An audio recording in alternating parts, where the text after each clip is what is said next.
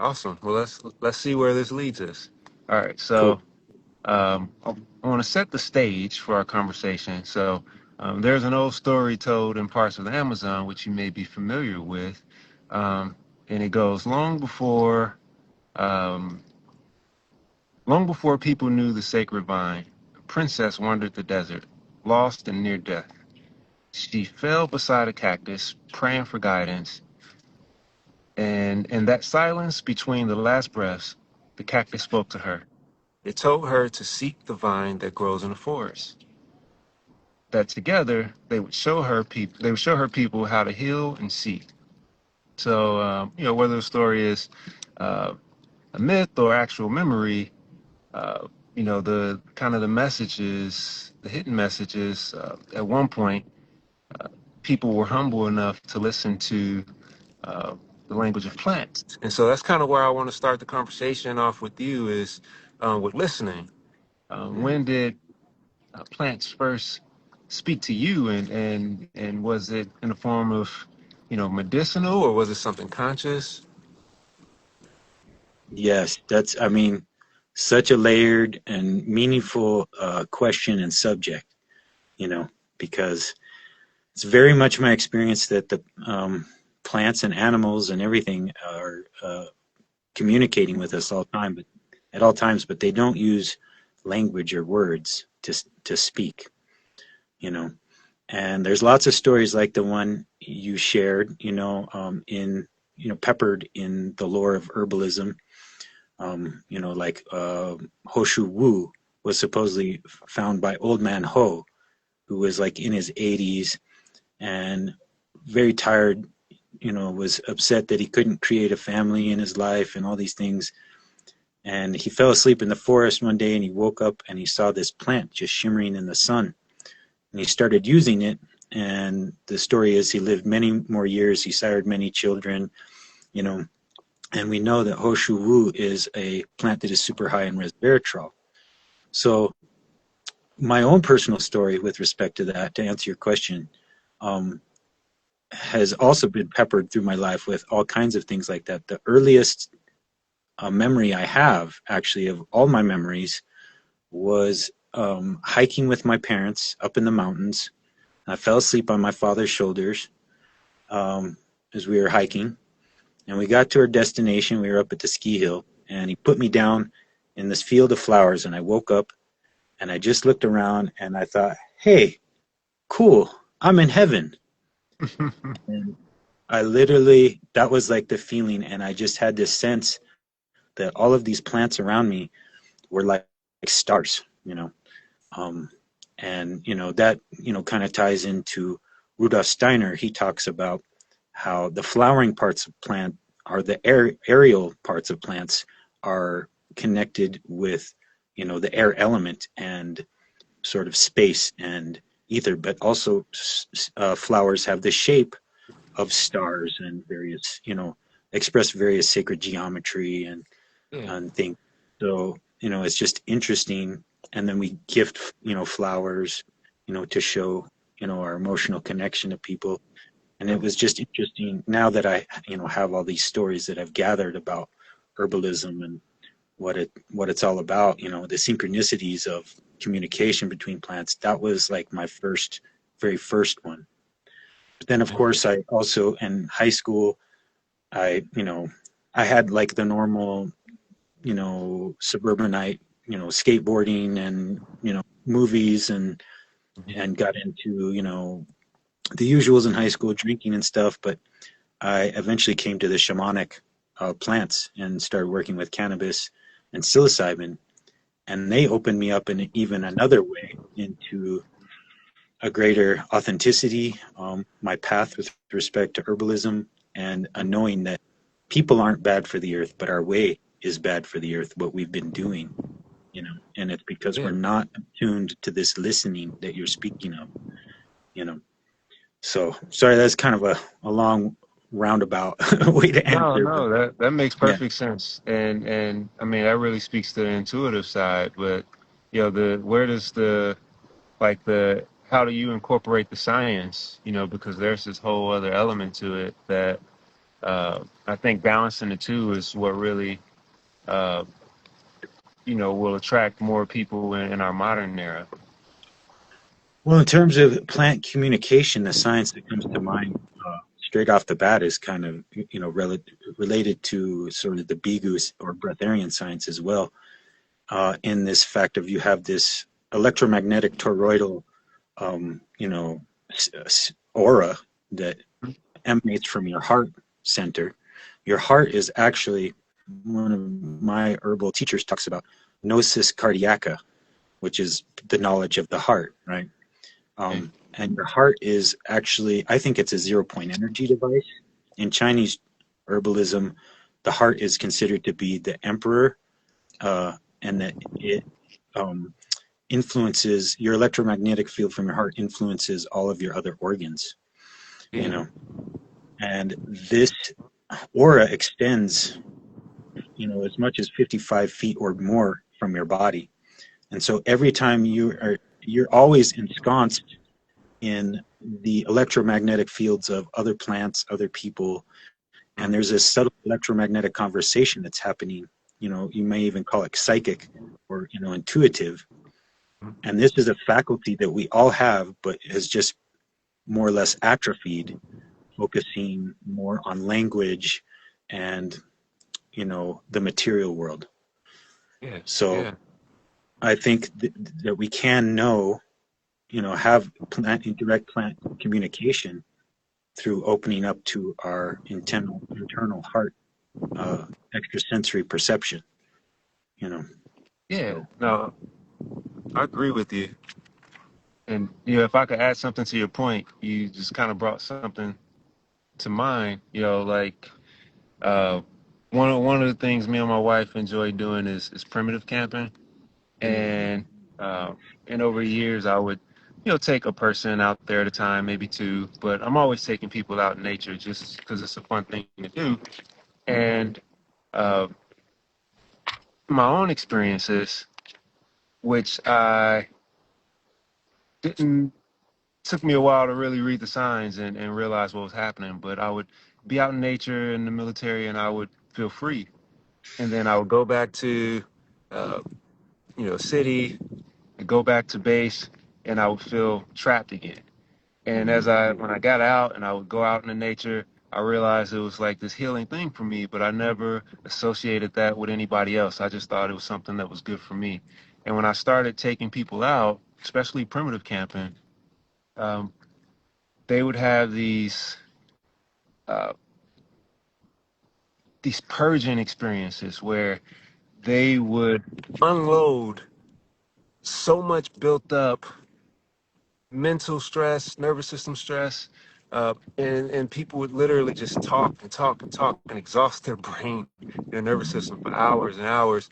But ultimately, like they would feel rejuvenated.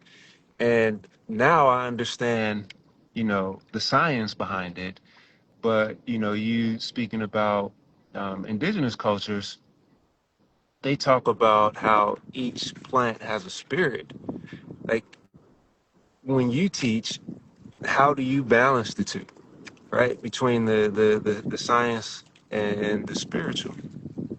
well, I feel that they actually come balanced, as it is already. You know, Okay. the there's obviously, in plant medicine, there's all of the, various kinds of phytochemistry, that enable healing reactions.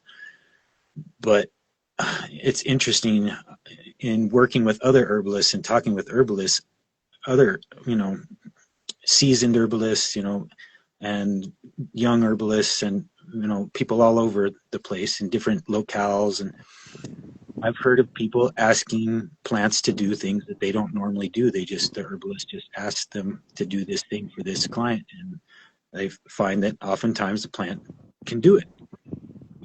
So there is a lot of the stuff is inexplicable by our sort of reductionist, rationalist, uh, materialistic, sort of orientation towards science, but this is opening up more and more. I don't know if you're familiar with the telepathy tapes at all, but they've basically, just to familiarize those of you who may not, or if you're not aware of it, Yeah, brother, please.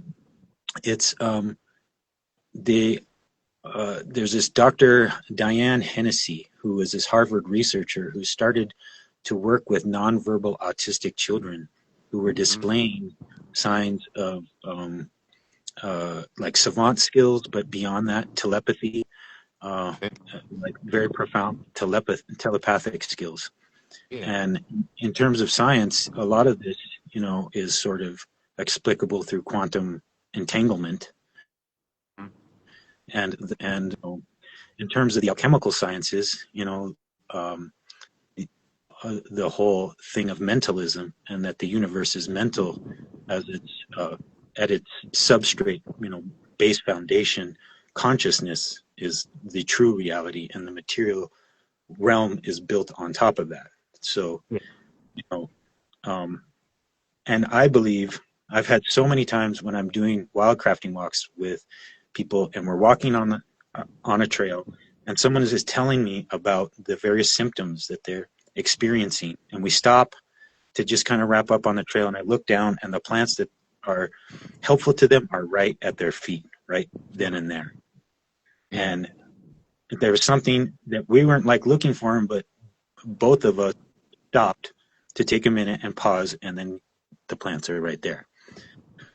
So it's a blend of, my whole path has been a blend of studying the science behind plants, studying the botany, studying the human body and physiology and the organ affinities and all of the different things, the different systems, but you can have direct access. That's the one thing I try to share with my students most, is to develop this just inner awareness, because Mhm. this communication is happening all the time on this subtle energetic level. We're all actually psychic, you know, and this kind of, bringing it back to the telepathy tapes thing, is these children are nonverbal.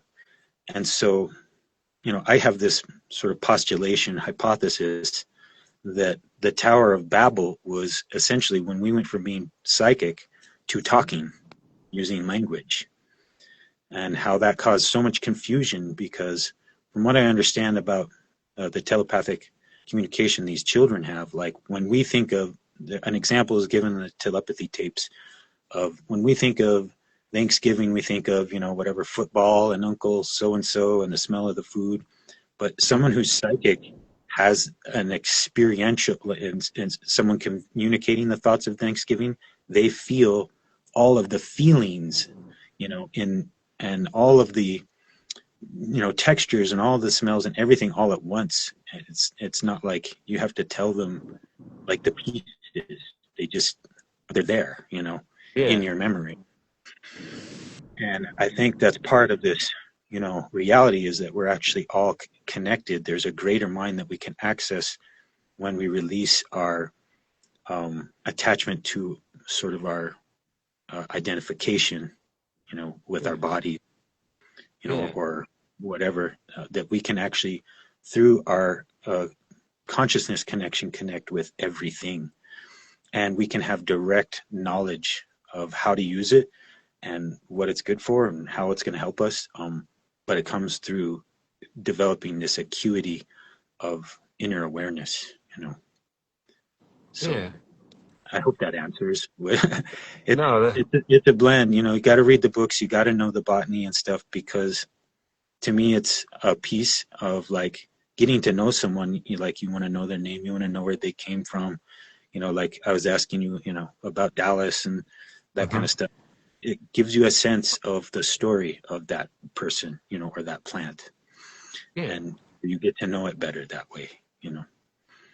So Yeah. No, that's really cool. And I definitely gotta look up those papers too. I don't know if I know I've definitely haven't read them, but I'm not sure if I've heard of them before. They sound familiar, but um, it it's a podcast. I'll send it to you, bro. okay, It's really pretty fantastic. It's very interesting, you know. okay, yeah, I please think it's do. where we're headed. Hmm. Sure, uh, sure. no, you make a fascinating point too, and um, I'm I felt like a connection to something that I did for many years, and I want to try and tie it together. So I worked in the world of sound for a lot of years. I Yeah. was an audio engineer and worked for a major recording studio for a while.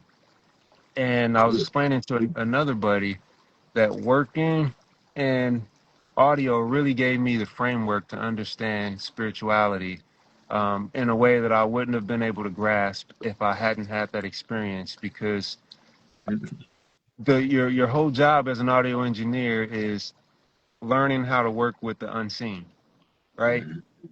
Your voice, my voice, they're impacting each other right now, but and obviously it's something tangible, but at the same time, like we can see the effect, but we can't see the actual wave, right?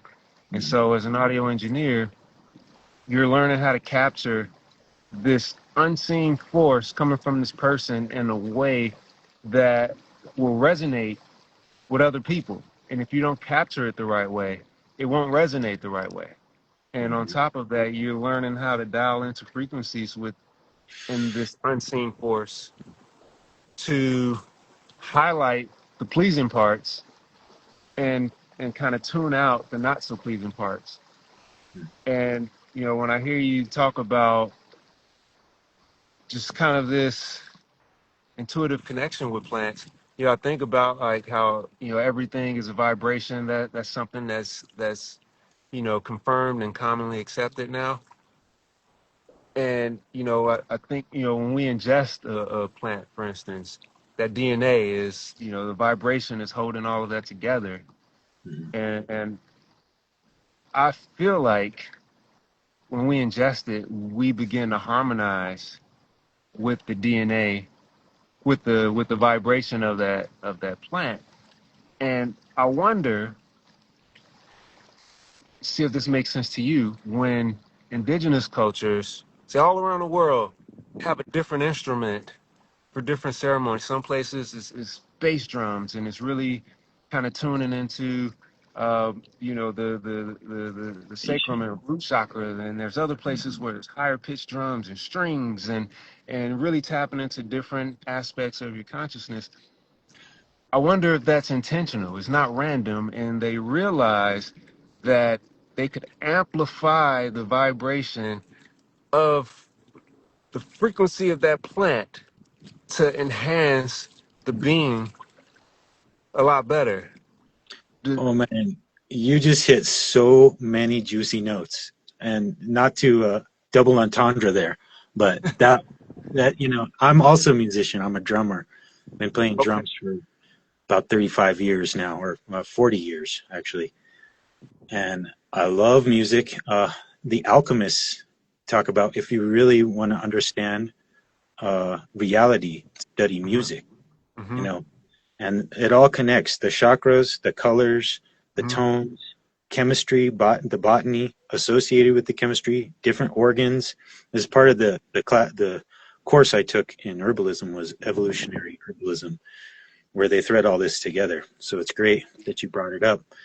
And then in terms of like, you know, also that sense awareness, that uh, concentration practice of listening to music and um, you know, being because you can just hear music, but if you really intently listen to music, there's a lot more there, as you're well aware, I'm sure.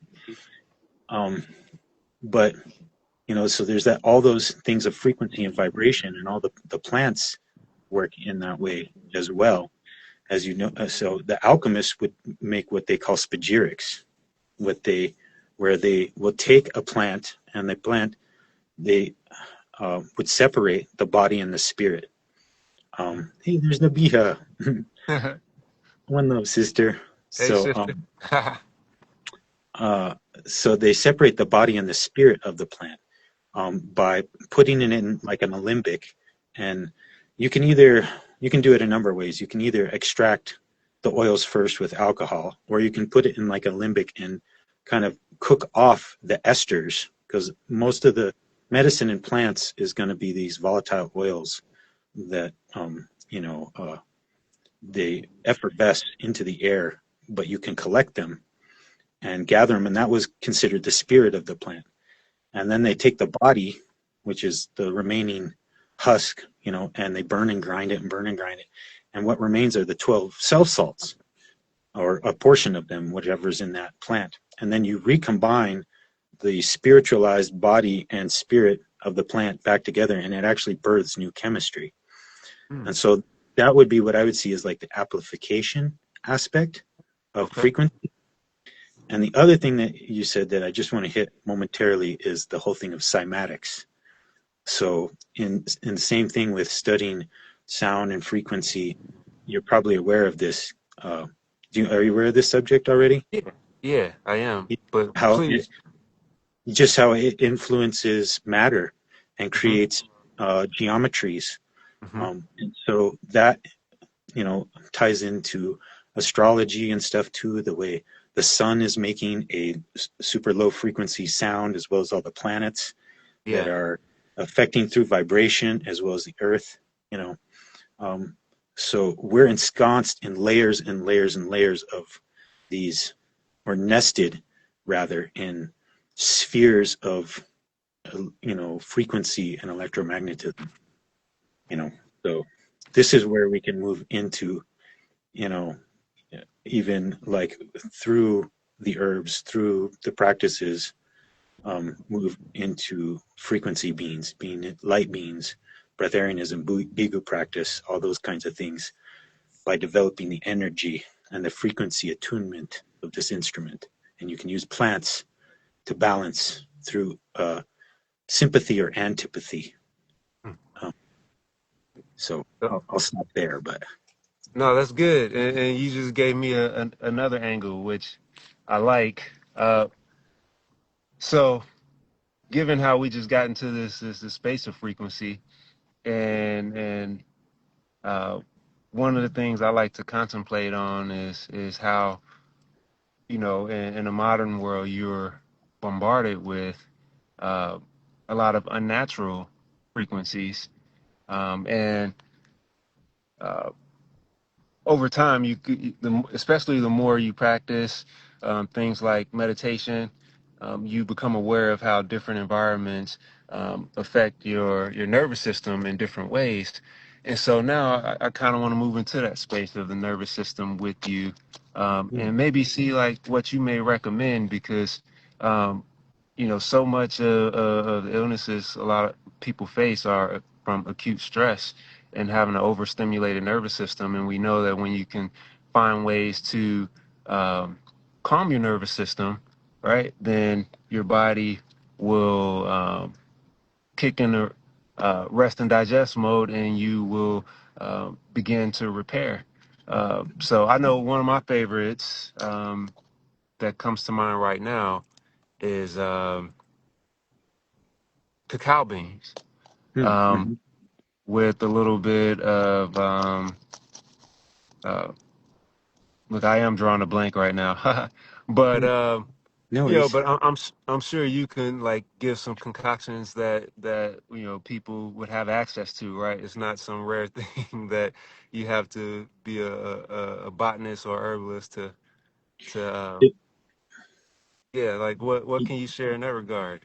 There's so many things we can do to regulate our nervous system, and I feel like this is the name of the game, going forward. Just to add a quick note before I get into some of these methods, is this whole thing of the frequency is actually cranking up in the solar system. There's the whole thought of from astrology that the Kali Yuga was us going away from the galactic center. 2012 was the sort of the farthest most place away from the galactic center, and now we're heading back and we're being washed with waves of light. That's why the Schumann resonance is changing. That's why the sun is going off and more volcanoes and etc. Is this frequency of light that is hitting us. It's waking up our DNA, and so we are challenged presently with all of those things, like EMF and, just the overstimulation of our culture and the thought forms, that are toxic, vampirical to our energies. Yeah. And so, a lot of the things are, you don't even have to take. Grounding, just barefoot on the earth, is amazing way to Mm-hmm. process these energies and ground out your nervous system. You know, my brother Eric's lifestyle is talking about creating the nitric oxide. So yes, nose Breath breathing, work. nasal breathing. Mm-hmm. You know, some will even try. I tried it for a while. The tape over the mouth while you sleep, or even during the day. A lot of the masters would talk about, you know, if you want to become a master, just start by shutting your mouth. You know, we're also talkative and everything, but if you just breathe, and you're not talking, you think more. You know, and you're more concentrated. Plus, you're getting that nitric oxide that is going to regulate the nervous system. So, you know, breath work, grounding, as you mentioned, forest bathing. You know, just get out into nature. Yeah. And because in the city we're ensconced in, or nested in, basically all these electromagnetic fields of toxicity. You know, Mm-hmm. there's all the EMF bouncing around, there's physical pollution, there's people, that whole electromagnetic conversation, psychic electromagnetic conversation that's going on the subtle level, we're having with our other brothers and sisters in the city, and they may be going through a ton of stress, and or maybe toxic, from their, you know, practices, habits, and patterns, you know, and so that is coming into our field, and we're trying to process it and help heal the all, because it's just, we're fountains and drains of light. We can't help it. Yeah. Um, so, you know, just getting out into nature, you know, also the practice of sun gazing, you know, first thing in the morning, or the first or last hour of the day, when the rays are attenuated by the oblique angle that they hit the atmosphere. Mm-hmm. It, at 0 UV, you can totally look at it, and it's full spectrum light therapy. It'll stimulate the rods and cones in your eyes to process stress chemicals. And also, just, you know, for those of you who have practiced, you know, it's almost like looking at the face of God, and it just kind of looks through you with perfect love and says, "Don't worry about all that. I love you." You know. So there's that. There's various things like tapping. You know, the tapping points, Mm-hmm. um, Yeah. and saying affirmations as you tap. Mm-hmm. Um, you know, so these are all like the various kinds of free or easy to access ways. And then we get into some of the herbs. You know, you could use herbs like, one of my favorites is blue vervain, is a nervine relaxant, a strong nervine relaxant. So is things like Scutellaria, skullcap. A Okay. lot of anything bitter, generally speaking, you know, that like bitter shiver you get when you Yeah. eat bitter, that's actually your body being stimulated into rest and digest, and that's part of the medicine of cacao. You know, it's a bitter. You know, Mm-hmm. um, Yeah. also, you know, things like prickly lettuce, you know, St. John's wort, though that one you have to be a little bit careful about contraindications with medications. Yeah. Yeah. Another, you know, lion's mane, psilocybin. Psilocybin's a nice one because it turns off the default mode network and Mm-hmm. that chattering monkey mind. Yeah. Um, and it also helps like rewire uh, synaptic connections. Mm-hmm. So, and I mean, there's so many. That's where I'm kind of drawing a blank. You know, it's No, it's that's so where it's you went. fun. I mean, It's you named the mostly everything you named. You know, people could do right now and don't need to go to the store, and that's what's most important. yes, yes. And they don't That's have to be an what I love. expert. It's a and you mentioned one of my favorites, getting out into the sun at certain parts of the day, the morning sun, evening sun. I talk about that a lot. There's a process called photobiome modulation, in case anyone's not familiar with it, and um, literally you have tens of thousands of chemical reactions that happen in your body, but one of the key parts to that a lot of people aren't aware of is your body releases an antioxidant called glutathione, and that allows you to detox while Mm-hmm. simultaneously generating more energy. So uh, minus the 100%. UV rays. So I if you could love it. even exercise at that time, it's That, that amplified even yeah, more because the detoxification is going to be so much more efficient. that's you're reading my mind. That was one I missed was exercise. It's like one of the best antidepressants, best way to regulate your nervous system. Our bodies are meant to move. We're Uh-huh. we really need a lot of movement, like I think of the Tarahumara Indians who, they live in caves 6 miles from one another, and so any day they want to go anywhere, it's at least 12 miles, you know, and they'll run 220 kilometer races, Uh-huh. you know. Um, That's incredible too. It really speaks to how incredible the human body is. it And is. I don't know if you feel the same way, but to me, it seems like uh, the more I have access to, the more I want to see what I'm capable of. Yes, 100%, 100%. We are like, I was just digging in on this because I've been, you know, I'm way into Taoism, way into Buddhism, Hmm? and I just came across this video yesterday that was talking about how Taoism is like at least 2,000 years, if not 3,000 years older than the word Tao Yeah. um, in Chinese, and that, philosophy or cosmology, and that it essentially started as um, sort of energy protection because at the time people had more, the veil was thinner. I think it was part of this thing of the Kali Yuga and the galactic thing Yeah.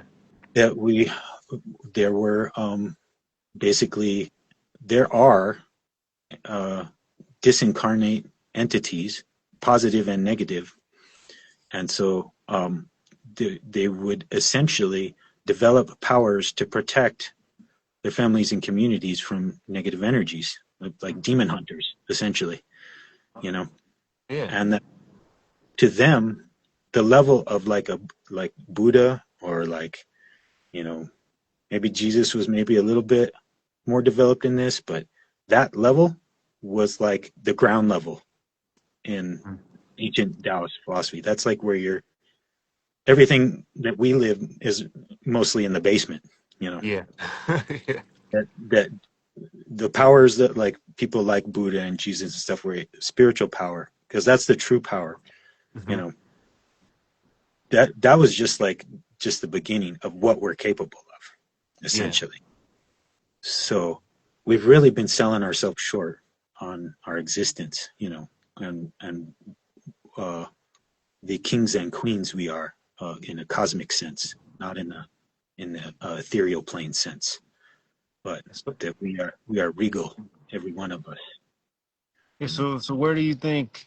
I know you mentioned the Kali Yuga. So where do you think a lot of that ignorance and fear comes from? I know it's really easy to point to societal situations, but um, given um, given history and teachings of systems like the Kali Yuga, that the teachers that we go through these different phases as a civilization, and and like you mentioned earlier, being in different constellations could affect energy levels on the planet because you're interacting um, with different constellations in different ways. Like, how much of that do you think is outside influence, and how much do you think of it as just kind of human ignorance? so the way I look at it is not in an absolute, you know.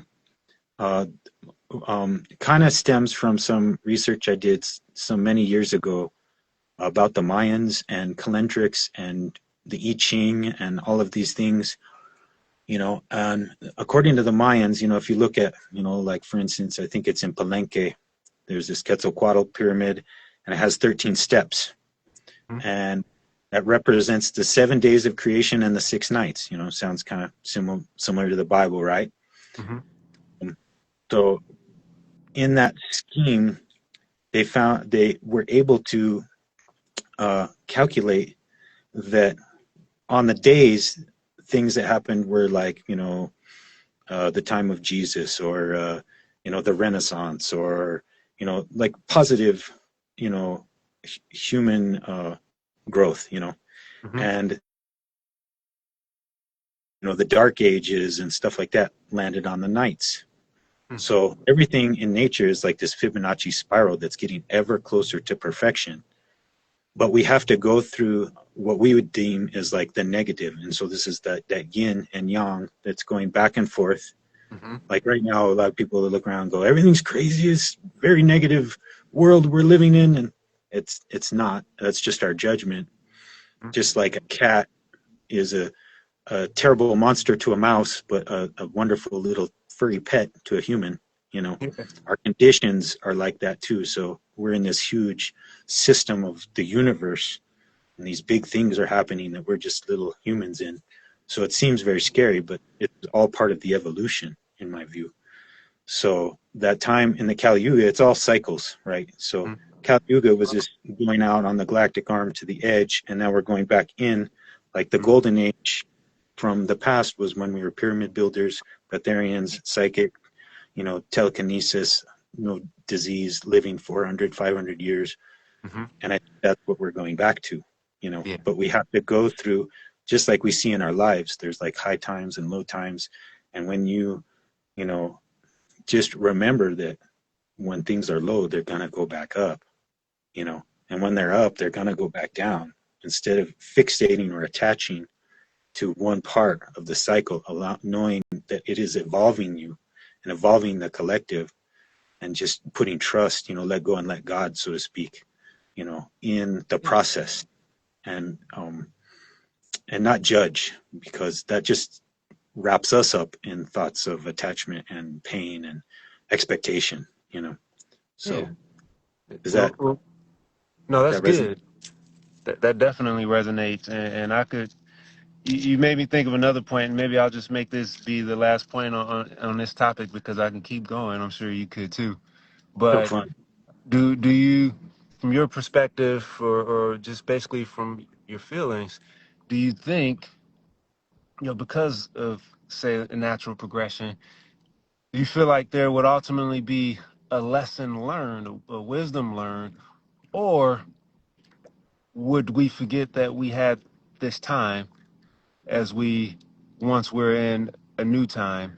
In the same way, a golden age to us now seems like mythology. It's not even something real, Hmm. So It's like, both. what, Yeah, both. it's both. We're going to remember, we're going to learn, we're going to grow, and we're going to forget again. I think of it as just like reincarnation, even. Um, we come into this life and we don't remember our last life.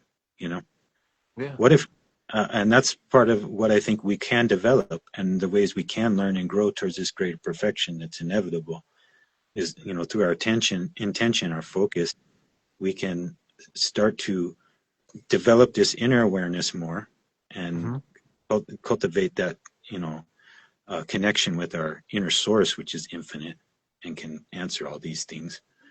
And then, as well as developing longevity, it's such a hot topic right now, is the longevity sciences, you know, Yeah.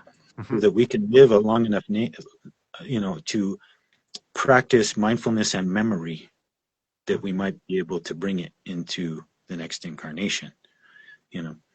Yeah. Um, but, I think it's kind of that thing, especially in this plane of samsara.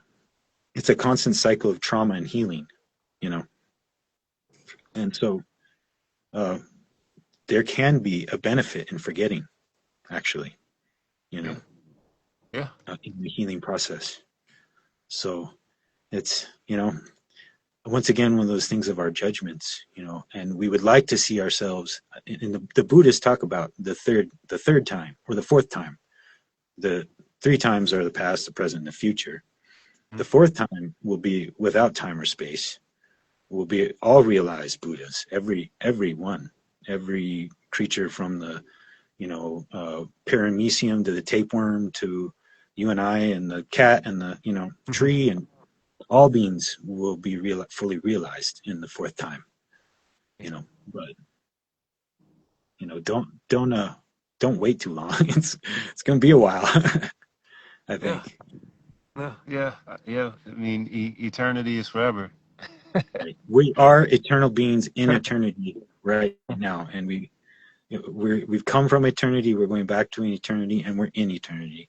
So, you know, to Yeah, cultivate that the fullness of presence in eternity is, I think, the mission. yeah. And so I guess a challenge that a lot of people face, especially as they start to experience transformation for themselves, a challenge a lot of people face that I encounter is wanting to help um, usher other people along. Physically. And in my experience, I've learned the best thing you can do is to keep growing yourself. Uh, Hmm. Hmm. do you have any insights to share on that, or do you feel the same way? I feel totally the same way. I think it's a back and forth. You know, you can't pour from an empty cup. You have to continue to develop yourself if you want to continue to develop your community and help your community. So you have to take that time. I've been in a little bit um, of a retreat mode for the last like 6 months, just doing less Hmm. social media and, kind of centering back in on it's something that I think we have to do is redouble our efforts on some of these things again and again. Remember that the care of our internal world and our body is the most prescient thing we can do to actually benefit the all. That's part of like the Taoist, sense of this concept. I think it's called Zinri, I want to say. Um, and it's essentially like the concept of Dharma, that everything has an essence, sort of a law that governs it. Every human being, all of your organs, all the plants, they Yeah. all have their own sort of essential nature that can't really be deviated from. And what happens, in our culture through inculcation and comparison and everything, we try to become something we're not. Yeah. And then we're down with ourselves that we haven't, all these weird psychological things happen. Hmm. But when you're actually doing you to the fullness and you're happy, you're putting out the best energy that you can day Hmm. by day into the world. And it also allows you that development of yourself, like, just studying or like practicing, nervous system regulation. You make it so other people can do the same thing Hmm. just by, you don't even have to like impart it to them. You've just created in the world more of a potential Hmm. for others to connect into because it's been done, you know. Yeah. That's why we're always beating the last record on the, minute, how many minutes of a mile in a minute, or whatever, the different kinds of, particularly in athletics, but everything we always Yeah. are pushing, we can always go further and we're really limitless, but, um, but we do have to work within the confines of our own truth, you know, Yeah. and our own, including our own limitations that we do. There are things that we can all do, and there's a certain point where you have to go, this is as much as I can do of this now, and be humble to that. And so that's kind of the process, and it's definitely, I'm sure you're aware, it's just like it's an up and down and, back and forth sort of situation. Yeah. It can be for sure, and I think part of the thing that make those ups and downs feel a lot more intense than they probably should be is um, maybe um, a lack of appreciation for where you are and who you are, regardless of who you are. Mm-hmm. I Mm-hmm. learned a while back after being through just tons of different situations like everyone else has on the planet that someone else always has it a little bit worse than I do. And that's not to compare, but it's just to add perspective to whatever situation that I find myself in a moment. And you made me think of something that Satguru said once before. I'm going to paraphrase because I don't remember verbatim. I'm sure you've probably heard of him. But you said something along the lines of, it's this vast universe out there, and we're on this little mud ball called Earth, and on that, you're a little speck. And Mm-hmm. technically, I shouldn't even matter, but yet I have this individual experience that I can mold in whatever way I see fit. Well, not only that, but through this connection of consciousness to all, even though you are small, you are everything. You are Hmm. literally the whole universe, you know. Hmm. Um, and what you do may seem, I love Gandhi's quote of what we do may seem unimportant, but is important that we do it. You know, we're making cosmic quantum ripples with every thought and action that Hmm. and new timeline potentials with every instant. You know, we're Yeah. actually creators in that way, much more than consumers, because we're constantly creating through what's emanating from our heart mind. You know, Yeah. and so to be connected uh, with everyone is an inevitability, but our sense of separation is like something to overcome. You know, um, Yeah.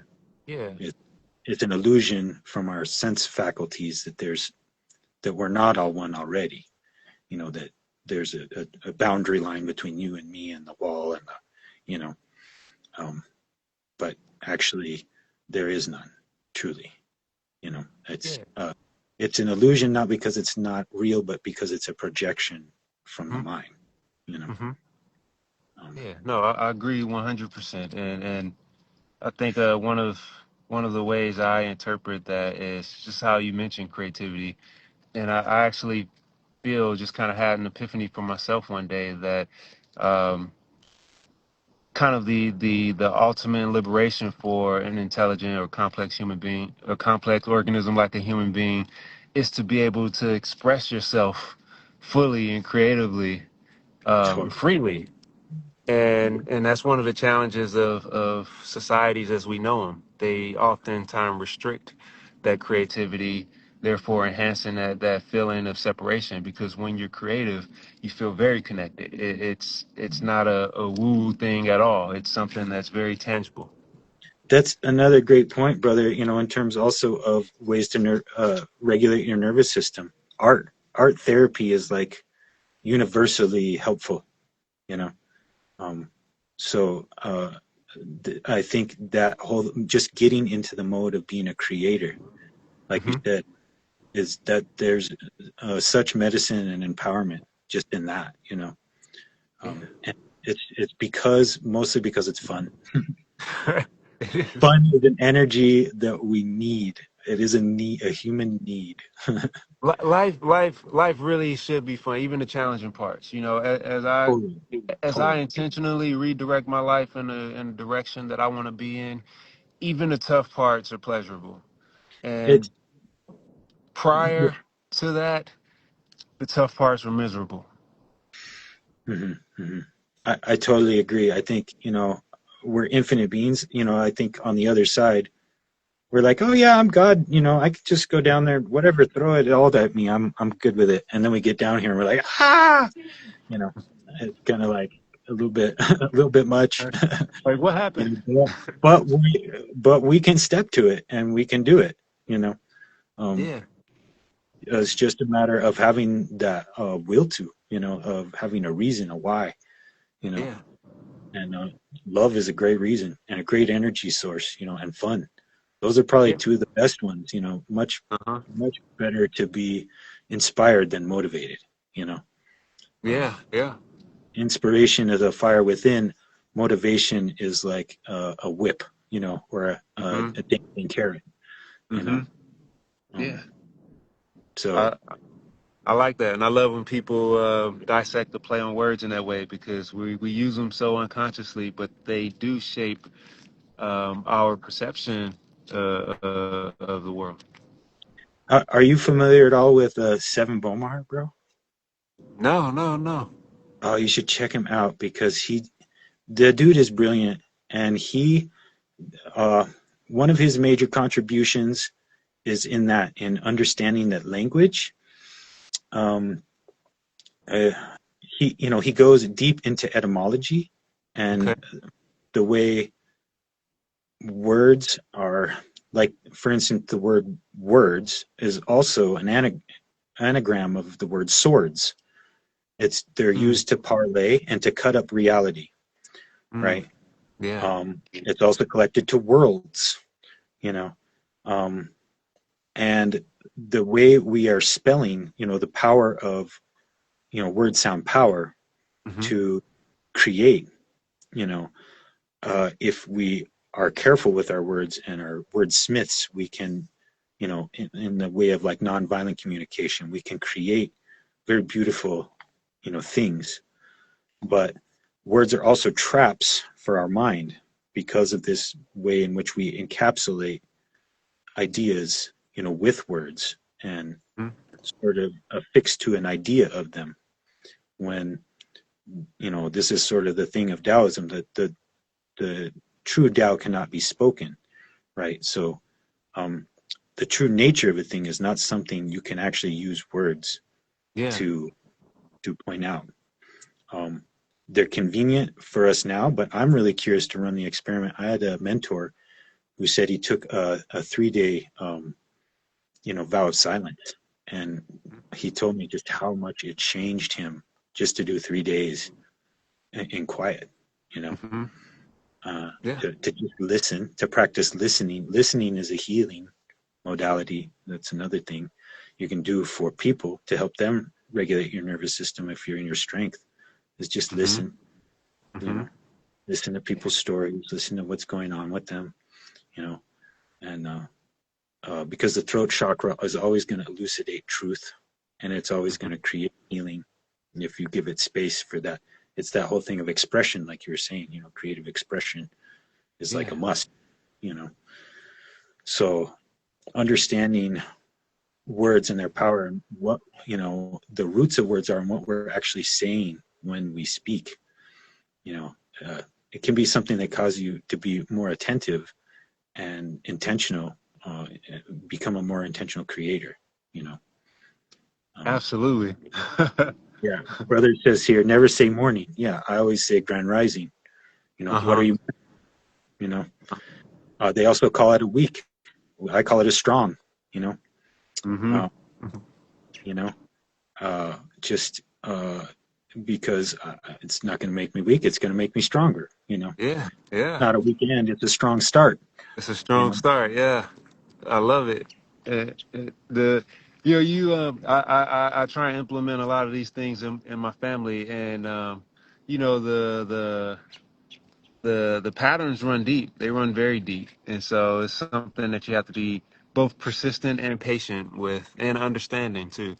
100%. But Good point. you made me think of like a couple more things. I'm sure you're probably aware of um, in Chinese history how at one point sages um, argued against laws being written because they um, knew that people would concentrate more on what was written than the actual um, wisdom within the action itself, um, and the discernment that comes with observing and being wise. Um, and then another thing you made me remember also with silence and listening. It's another thing I appreciate about working in a recording studio, being an audio engineer. One of the things you quickly realize in that particular role is you're Mm-hmm. not there for you. Mm-hmm. Mm-hmm. And you're spending hours and hours and hours learning how to listen Deeply. to Yeah. whomever is in front of you, and you're listening for the thing that's going to allow them to express themselves in a way that enhances the entire experience. And it takes a lot of patience, it takes a lot of checking your ego, and it takes uh, uh, a lot of discipline, right? Mm-hmm. Because I'm going on a little, I'm digressing a little bit, but the reason I say ego is when you look at an album, post 1970, you have no idea who the engineers were. But yet the production in music has gotten significantly better and better and better over time, to Mm-hmm. the point where older music has been reproduced and remastered. So it's really, listening really is an art, and I think it's one of the greatest disciplines that we can cultivate as an intelligent organism. I totally agree. I think every child ideally would play music. You know, I think it's pretty natural. I mean, kids get around music and they love it and they want to sing and Mm-hmm. they want to bang on the drum and they want to, you know, um, and I think that it leads to that listening, especially if you're playing in an ensemble, you have to listen to the other members, Yeah. very intently, you know. And something you said also made me think about this whole thing of like, as we're opening up, our consciousness and like, regulating our nervous system, becoming these greater versions of ourselves, there's still a need for sort of like protection. Empaths have this a lot where they just, because they're boundaryless, that boundaryless Mm-hmm. leads to, sort of, um, you know, vampiricism, basically, you know. Uh, Yeah. in that listening practice, it just jogged a memory or like a feeling sense from some of the inner work I feel like I've been doing, of like meditation is essentially attuning enough to your own vibration and signal source with Jah, so to speak. Um, and you're learning to kind of check your ego and put it aside and listen to what creation wants of you, the Tao wants of you. And at the same time, like you were talking about, like filtering out the different noises and the things as you're doing, your sound work, Mm-hmm. kind of dropping away those things that are taking, you're kind of creating boundaries in a way of, Mm-hmm. get protection, by Mm-hmm. building your field, but also learning to listen, like primarily to your inner source guidance instead of the empath wants to help everybody, and it can become too much. You're listening to what's coming from the other, you Mm-hmm. know. So it's this whole musical thing. I love that it's going. Our conversation is going in this direction because I I know. just, I just see that that's totally such a beautiful analogy of like I think that we're living in heaven realm, and that we experience those heaven states when we're really when our heart is singing, when we've attuned to our truth, and Yeah. when we do that, we make a harmony in resonance with creation. And when everybody's doing that, we're making this symphony of beauty, beautiful Yeah. sound with our hearts. That's not that's something so much beyond, experientially what we can see or the way that we're focused, in normal waking reality, you know. Um, so Yeah. Agreed. Agreed. Uh, yeah. One of the to maybe get us back where we were. yeah, sorry. Even though I love the direction we went in, like I Yeah. could, like I said earlier, like work, doing that type of work gave me the framework to understand spirituality in ways that I probably couldn't have and certainly didn't have before. But earlier I mentioned that when I asked you about plants speaking to you, when did they first speak to you? And how this is one of my favorite places to be. Just this whole forest in particular, but this particular spot. Occasionally I bring people here to do some energy work, but I specifically wanted to come to this spot to have this conversation with you because sitting behind me is a really dear friend of mine. Um, I love it. I've known this tree for approximately, I don't know, maybe 10 years. And sitting under this tree, um, contemplating, talking, meditating, stretching, exercising. Uh, there's been this real connection and communication that happens. And scientifically, I understand it. Um, Digging into indigenous cultures, I do acknowledge that this tree has a spirit, but it's a healing relationship that I can't explain, and I felt need to share that with you. I'm so glad you did. I love that. Who It's you like are? it's what we all are. Like the Buddha got his enlightenment under the tree. In terms of like other methods to regulate your nervous system, Mhm. hug a tree. I Yeah, I tell people a tree is a giant cell tower of love. If you think yeah, about the things of electromagnetic, Torvoda Fields, a giant tree has this enormous Mm-hmm. electromagnetic field. Mm-hmm. And we have a deep, deep relationship with trees from our past of living, from the fruit of trees, living in the trees for protection, making our Yeah. home out of trees. You know, trees are, and there's that also that reflection of, the tree, what are they, like the Sephiroth, for instance, the tree of your body. Yeah. But there's also like the axis mundi, the roots going down into the earth and the branches going to heaven, and the trunk in this realm.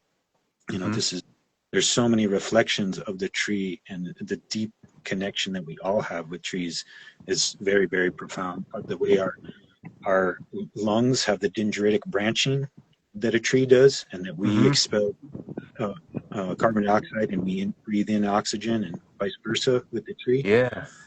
Um, and I find that there's certain trees that I have a connection with, certain trees that I visit and spend time with. And I think probably everyone has had that, like when they were a kid, or Mm-hmm. unless you really didn't have, you were really kind of nature deficient in your surroundings. Even then, Mm-hmm. kids I knew that grew up in the city, like they'd still be playing around in the trees on the block, and all that kind of stuff. You Yeah. know, Yeah. so it, they're just such an awesome, loving companion and friend. And I love trees. Yeah. In Same. permaculture, we say Same. there's to heal that world. There's two answers in permaculture, and that's it depends and plant trees. So Right. I've never heard the it depends part, but the plant trees, yes. yeah, No, yeah. that's Right. amazing. No, that's awesome. I'm glad I was able to share that with you too. That's super cool.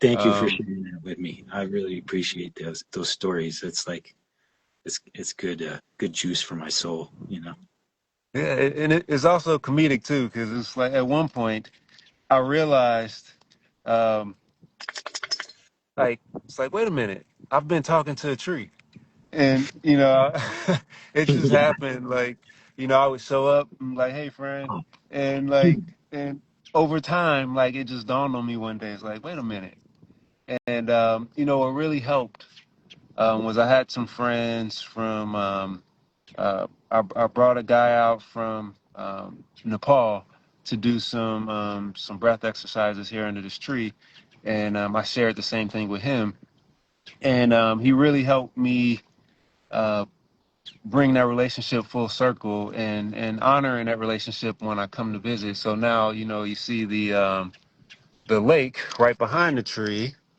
Um, or in front of it, what I do is when I leave, I go and scoop some water with my hands and go and offer it to the tree and just show some gratitude for being here. That's awesome. That's so cool. Yeah, I and love kind that. of. uh, Another thing I like to do with the water there is just wash your crown. Just put your hand in the water and just, okay. it's like a baptism, a self baptism Yeah. to Yeah. clean your crown. Water has this ability to clean psychic and spiritual muck as well as physical muck. Yeah. You know, Okay. and And what were uh, you about to say? I was just going to say, you reminded me also, I highly suggest, if you haven't read it already, read Credo Mutwa's book about, Credo Mutwa was this African Sangoma, shaman essentially. And in there, there's a tale of him talking about his elders, his uncle, I think it was, or maybe it was his grandpa, you know, and he was out there talking to the tree, you know, and Credo's like, "What are you doing talking to the tree?" And it's like, "You fool! We always talk to the trees. These are people; they're not trees." You know, Yeah. um, Yeah. and how they would go out and dance and sing to the field of corn and pumpkins and stuff like that. They'd go out and sing at night to Wow. the Yeah. plants, and they've done studies that totally helps the plants grow. It You know, does. yeah. It So certainly does. they we are missing out on so people think that they are lonely because there's no humans around, but you're always surrounded by plants, animals, disincarnate energies, bugs, like, and you can connect. All of it wants to connect in a loving relationship. You know, Yeah. um, Do you yeah, have to send me these sources? You've named a few different sources that I haven't heard of. Um, and yeah, yes, I'd be glad to, brother, for sure. okay. And Yeah. then two, I, I really only have like um, maybe just a couple more questions for you to kind of think it would be cool to wrap up on. But do you have anything for me that just that that I can touch on for you? Oh man, I mean, you know, uh, I'm just, uh, I'm really curious to get to know you a little more. I don't know if this is the opportunity here, to just talk with you and connected brotherhood. Yeah. I have questions, but I'm a little bit distracted because I have to go to the bathroom so badly because I just had my liquid meal just before being on Oh, here. So, um, yeah. uh, there's nothing coming to mind presently. Okay. Well, we can wrap it up. I don't want to like explode your bladder, but No, it's all uh, good. I knew what I was getting into. Par for the course um, being liquiditarian that you have to pee a lot.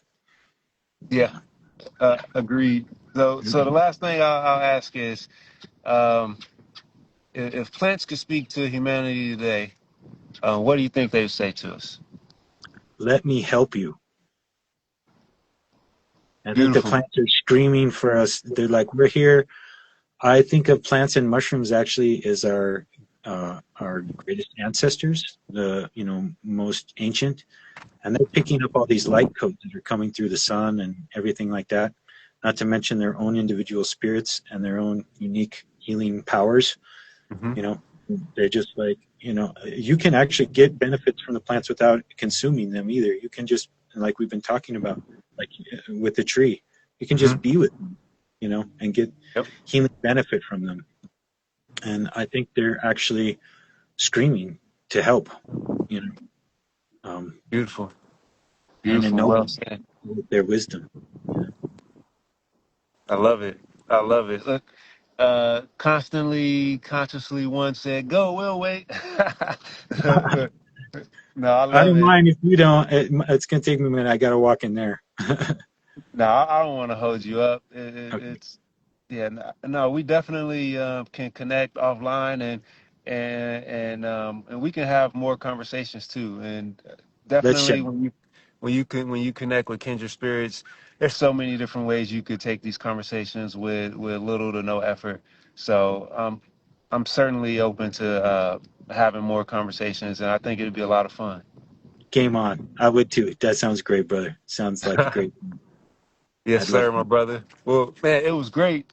It was great to have this conversation with you, and it was great to get to meet some of the people who tuned in too.